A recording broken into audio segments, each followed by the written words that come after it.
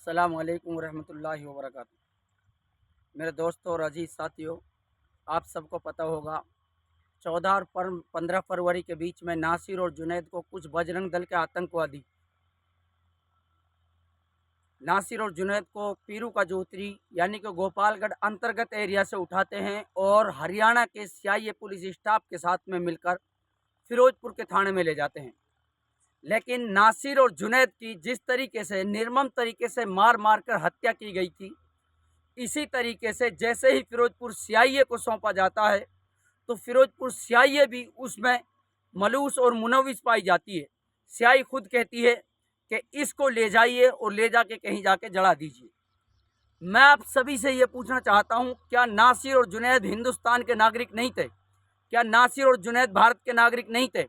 मैं पूछना चाहता हूँ इन आतंकवादी बजरंग दल के गैंग से, जो गुंडे असामाजिक तत्वों के नाम से पुकारे जाते हैं।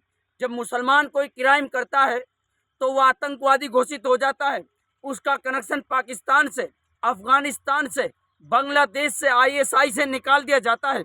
लेकिन जब नासिर और जुनैद को जिंदा जला दिया जाता है, अतीक अहमद को खुलेआम गुंडागर्दी करवा के मरवा दिया जाता है, तो कोई भी आदमी नहीं बोलता है।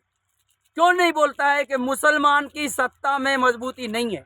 इसका मेन कारण यह है, असदुद्दीन ओवैसी साहब बार बार कहते हैं, चीख चीख कर, चिल्ला चिल्ला कर कहते हैं कि मुसलमानों, अगर तुम्हें मजबूत होना है तो एक साथ आ जाओ।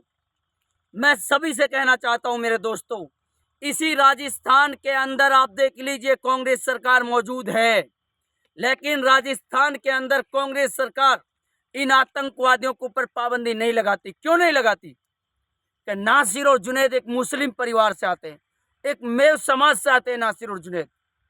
आपने देखा होगा जब उदयपुर के अंदर कन्हैया लाल की निर्मम तरीके से हत्या की गई, गला रेत कर छुरी से हत्या की गई, तो उनको आतंकवादी घोषित कर दिया गया।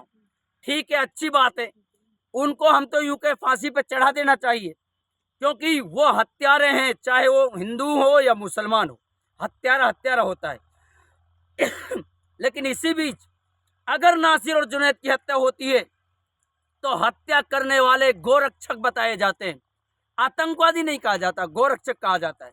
और नासिर और जुनैद को दैनिक भास्कर, दैनिक जागरण अखबार लिखते हैं गो तस्कर।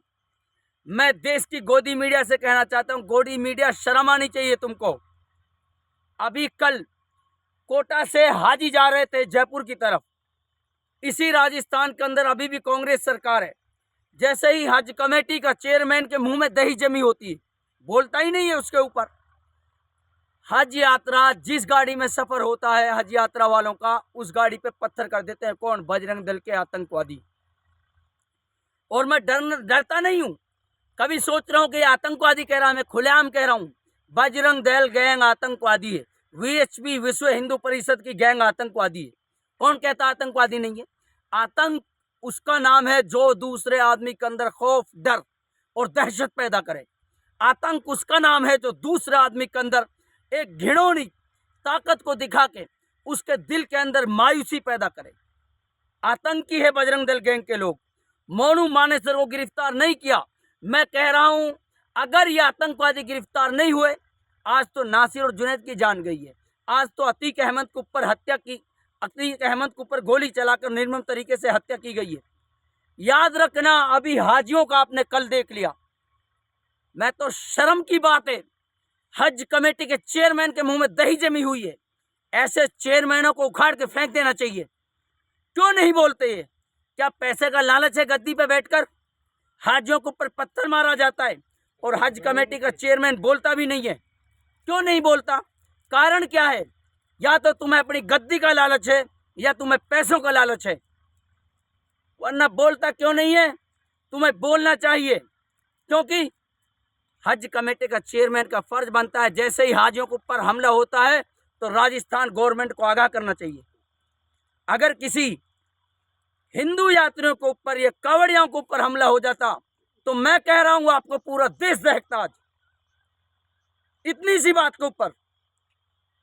तो इसीलिए मैं कह रहा हूं, हज कमेटी के चेयरमैन ने जो चुप्पी साधी है, कहीं ना कहीं इसमें भी कोई साजिश हो सकती है। मैं तो मुसलमानों कह रहा हूं, तुमको खुल के असदुद्दीन ओवैसी का सपोर्ट कीजिए। मत दो कांग्रेस को वोट, मत दो भाजपा को वोट, मत दो तुम एसपी को वोट, बीएसपी को वोट मत दो, जेडीयू को मत दो, आरजेडी को मत दो, शिवसेना को वोट मत दो, किसी को वोट मत दो। अगर वोट डालनी है तो असदुद्दीन ओवैसी को वोट दो। हम देखते हैं कौन हमारा बाल बांका कर सकता है। एकता में ताकत है हमारी। अगर एक नहीं हुए मुसलमान, आने वाला वक्त बहुत खराब होगा, क्योंकि आपने देखा होगा डंके की चोट पे गोदी मीडिया जहर फैला रही है। गोदी मीडिया खुल के सपोर्ट कर रही है। गोदी मीडिया सुबह से शाम तक हिंदू मुस्लिम करती है, सुबह से शाम तक कुत्ते की तरह लड़ाती है, जैसे कुत्ते और बिल्ली लड़ते हैं। गोदी मीडिया के एंकर मुसलमान जब बोलना शुरू करता है, माइक लेके दूसरी तरफ भाग जाते हैं, और जो कोई मुसलमान की कटती करता है उसके पास माइक लगा देते हैं और कहते हैं कि बहुत देर से मैं आपका इंतजार कर रहा था, आप बहुत देर से चिल्ला रहे थे। अरे शर्म करो। इस देश के अंदर जो हमने कुर्बानियां दी ना, वो किसी ने नहीं दी। 95,000 स्वतंत्रता सैलानियों में सबसे ज्यादा कुर्बानी देने वाला मुसलमान है हिंदुस्तान का। 63,300 कुर्बानियां मुसलमानों ने दी। अरे थोड़ी बहुत तो शर्म रखो। 1947 में जब देश आज़ाद हुआ तो सबसे ज़्यादा कुर्बानी हमने दी, किसी और ने नहीं दी। तो इसीलिए मैं कह रहा हूं दोस्तों, आप हमारी नासिर और जुनैद की खबर देखने के लिए बने रहे हमारे साथ दोस्त, और इंशाल्लाह इंसाफ लेकर रहेंगे। अगर इंसाफ नहीं मिला तो यलगार करेंगे, रोडों को जाम करेंगे। अस्सलाम वालेकुम।